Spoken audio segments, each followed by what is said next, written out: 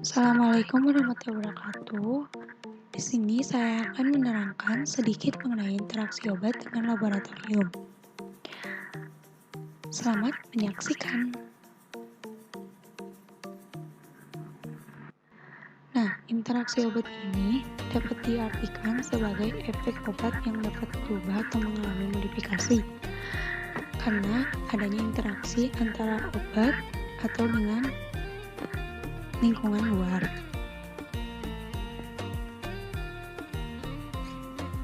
Nah, interaksi obat dengan tes laboratorium itu bisa mempengaruhi hasil tes, sehingga bisa menghasilkan positif palsu maupun negatif palsu. Nah, hasil ini terjadi karena adanya interferensi kimia. Interferensi kimia yaitu perubahan yang terjadi pada suatu senyawa kimia atau analit suatu kimia sehingga dapat mempengaruhi analit tersebut.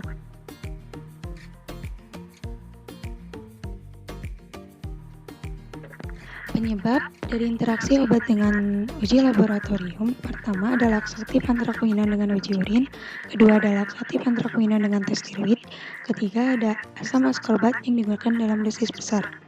Seperti yang kita ketahui bahwa laksatif antrakuinon membantu dalam penyembuhan konstipasi atau diare. Kemudian asam askorbat merupakan vitamin C.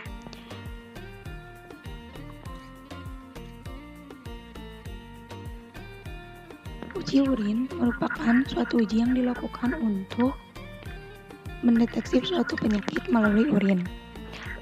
Antrakuinon dapat mempengaruhi uji urin karena antrakuinon merupakan obat konstipasi sehingga dapat menyebabkan perubahan-perubahan terhadap urin.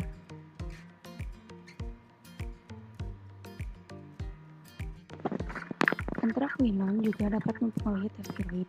Tes tiroid dilakukan untuk mengetahui adanya kegagalan fungsi dari tiroid. Laksatif antrakuinon mempengaruhi hasil dari tes tiroid ini menjadi tidak akurat.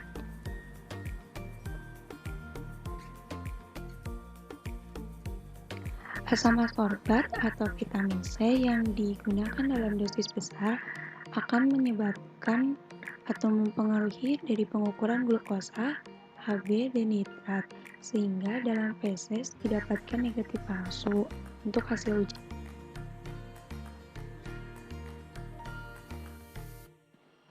Interaksi lain yang mungkin terjadi ada glukosa yang dipengaruhi oleh obat atenolol.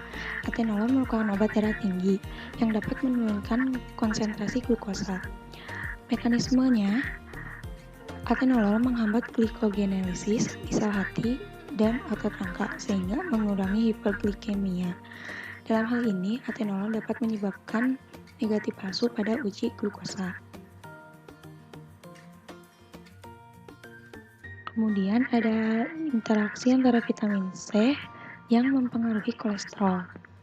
Pada dosis tinggi, vitamin C dapat menyebabkan kadar kolesterol menjadi menurun. Hal ini disebabkan karena vitamin C dapat mengurangi atau memperkecil deposit kolesterol pada dinding arteri sehingga arteri mengeliminasi kelebihan kolesterol dalam aliran darah dan membawanya ke empedu.